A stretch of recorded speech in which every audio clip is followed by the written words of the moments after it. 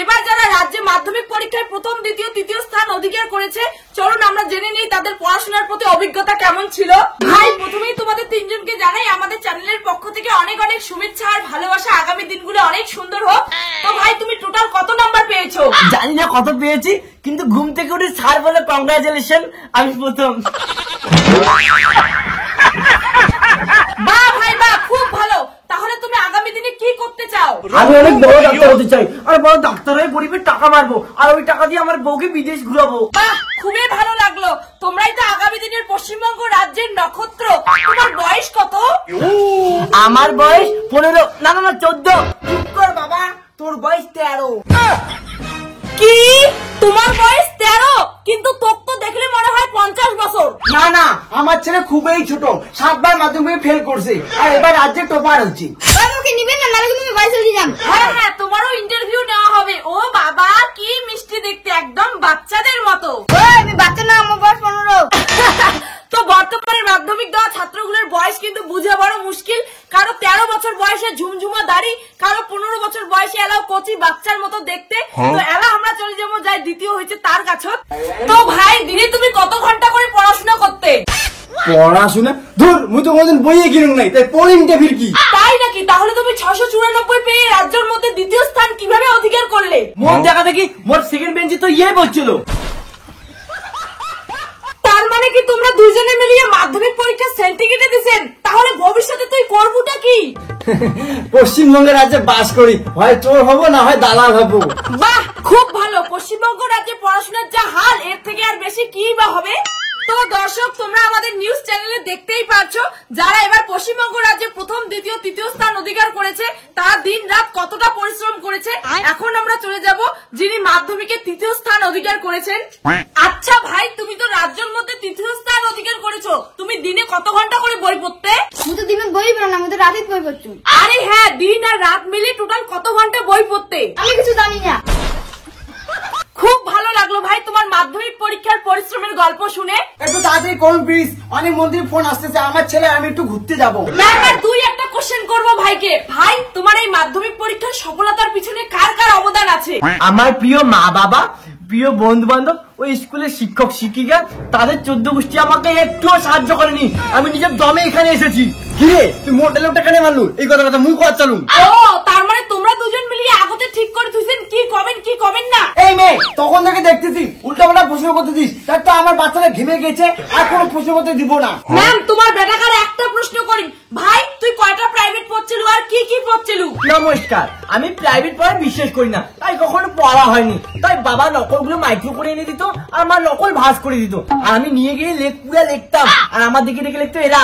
হ্যাঁ হ্যাঁ হ্যাঁ, একদম একদম। তাহলে দর্শক, তোমরা দেখলেই পাইলেন এই তিনজন মেধা ছাত্রের পরিশ্রমের গল্প। সবাই মিলে আশীর্বাদ করেন যাতে তোমার আগামী দিনের ভবিষ্যৎ পুরো অন্ধকার হয়ে যায়। মুই তো অভিশাপ দিয়েই দিলাম। টাটা, গুড বাই, খতম।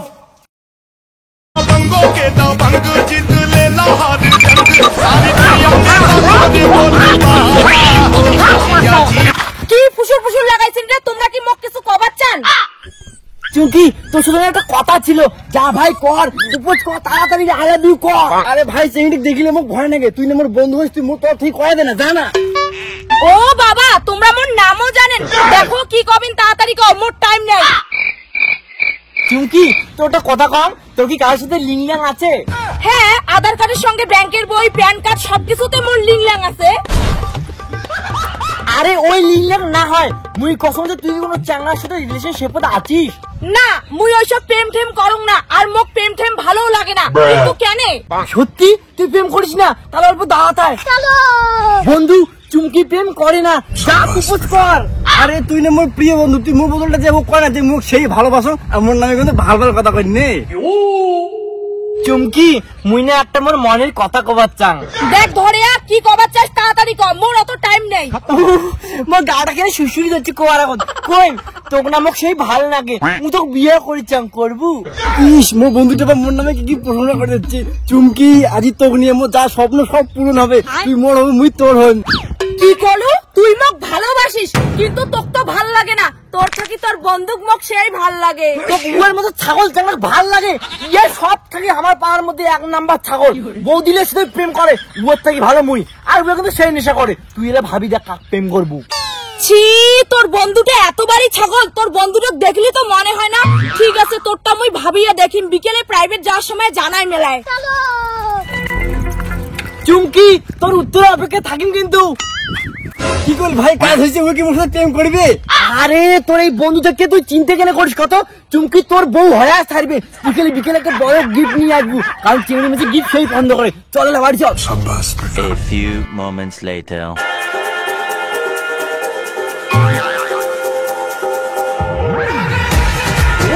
দেখ বন্ধু, চকলেটটা দিয়েই পুশ করে আসবো যে ও আমাকে ভালোবাসে কি বাসে না। যদি ও আমাকে ভালোবাসে তাহলে এমন চকলেট ডেলি দেবে, ডেলি। ওয়াও ধরিয়া, তুই মোর জন্য গিফট আনছিস।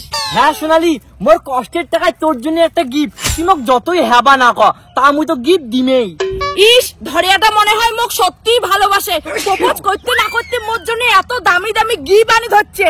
চুমকি চকলেটটা নিছে, তার মানে চুমকি তো মোটা পড়ে গেছে। থ্যাংক ইউ বন্ধু, চুমকি পড়ে যাওয়ার জন্য।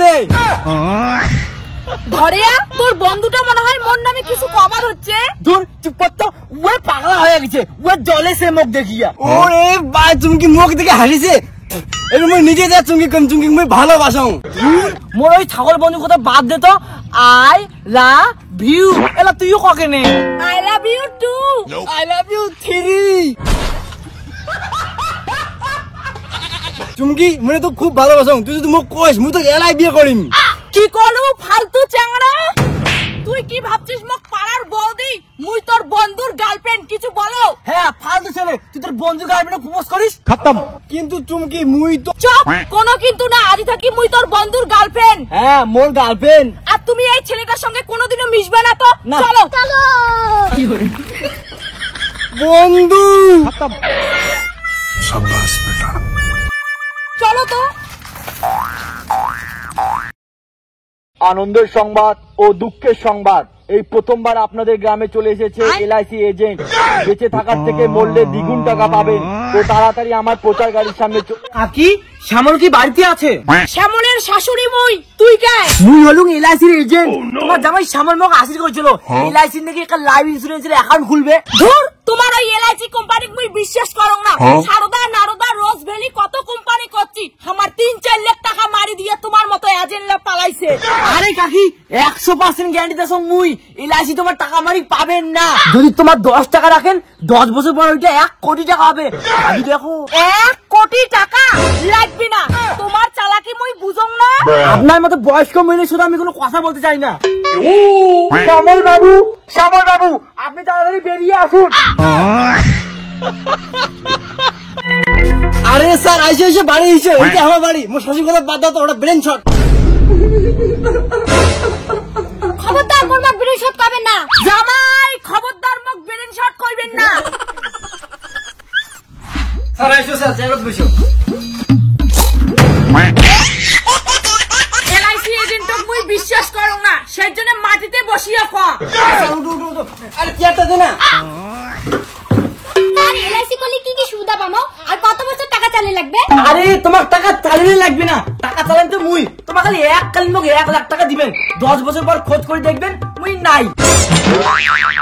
জামাই, ওই এলআইসি পেলাইসি করে দরকার নাই, এলে সব টাকা মারা ধান্দা। আরে মা, তোমরা চুপ করে থাকো তো, আমারটা আমার বুঝে নিমো। মা কিন্তু ঠিক করে কথা হচ্ছে, এতগুলো টাকার ব্যাপার ভাবি চিন্তে কাজ করেন। আরে তুই চুপ করে থাকতো, মুই যখন একবার কসম যে মুই এলআইসি করিম তো মুই করিম। স্যার আর কি কি সুবিধা আছে? আরে শ্যামল দা, আরো অনেক সুবিধা আছে। যতই সুবিধা থাক, মুই কিন্তু তোমাকে এলআইসি করে দিম না জামাই। আরে কাকিমা, এলআইসির বাসি টাকার থেকে মরলে বেশি টাকা। তোমার জামাই যদি একবার মরে তাহলে কিন্তু তোমার মালামাল। কি করলো শোনা বাবা, মোর জামাই যদি এলআইসি করিয়ে মরে তাহলে 3 গুণ টাকা মোর বেটি বেশি পাবে, তাহলে তো ভালোই হয়। কিরে তুই বাড়ি যাবো রে? 1 মাস থেকে জামাই বাড়ি যাচ্ছি, চল বাড়ি চল তাড়াতাড়ি। চুপ করো, তোমরা বাড়ি যাও। জামাই বাড়ির মোর আরো একটা কাজ বাকি আছে, ওইটা না করিয়ে তো মুই জান না। ঠিক আছে, তুই থাক জামাই বাড়ি, মুই গেলুম। যা। আরে স্যার, মরার কথা শুনতে মোক ভয়ে নাকি ধরছে না, মুই এলআইসি করিম না। ঠিক আছে কাকিমা, তাহলে মুই যাম। জামাই, এলআইসি এজেন্টক মুই যাবার দিম না, এলআইসি তোমাক বানানে লাগবে। তোমাক আরো কায় মারে মুই ছাড়া। মা, তো জামাই যদি মরে তাহলে তুমি বিধবা হয়ে যান। তুই চুপ করে থাক। আর জামাই মরলে যে এলআইসি না ইন্স্যুরেন্সের 3 ডাবল টাকা পাবো। অল্লা জামাই, এলআইসি করো কিনে? কি সমলা এলআইসি করবেন কি করবেন না ভাবি দেখো, মরলে কিন্তু এলআইসি ডাবল টাকা পাবে। না মুই কোনো এলআইসি ফেলাইসি করিম না, যাও তোমরা চলে যাও। ঠিক আছে কাকিমা, তোমার জামাই যখন এলআইসি করবে না তাহলে মুই এটা কি করম, মুই গেলুম, তোমার কিন্তু টাকা মিস করলেন। এই এলআইসি এজেন্ট গুলো না দুনিয়া না ফাঁসির কথা, বাঁচিলে তো কোনো টাকা দেবে না, খালি মরিবার কথা কয়, খালি তাই মরলে বলে ভাগ যত সব। জামাই তোমাক তো মুই ছাড়িম না, এলআইসির টাকার বড় লোক তো মোর বেটিক মুই বানাইম। এইবার দেখো তাহলে তোমাক মুই কি করং।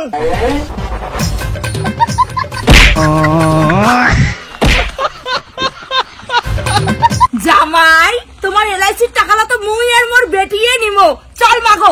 স্যার স্যার মোর জামাই এলআইসির টাকা খুলে দাও, মোর জামাই মুই ব্যাট দিয়ে মারি ফেলাছুম। কি তোমার জামাই এলাই মারি ফেলালেন? হ্যাঁ স্যার মারি ফেলাছুম মোর জামাই। তোমরা যে কইলেন মোর জামাই মরলে এলআইসি থেকে আমরা 3 ডবল টাকা পাবো, দাও টাকা। আরে ব্রেনশন মহিলা, তোর জামাই এলআইসি করে নাই তো টাকাটা করে থাকি বাবু, আর এমন করে মারলে টাকা পাওয়া যায় না। কি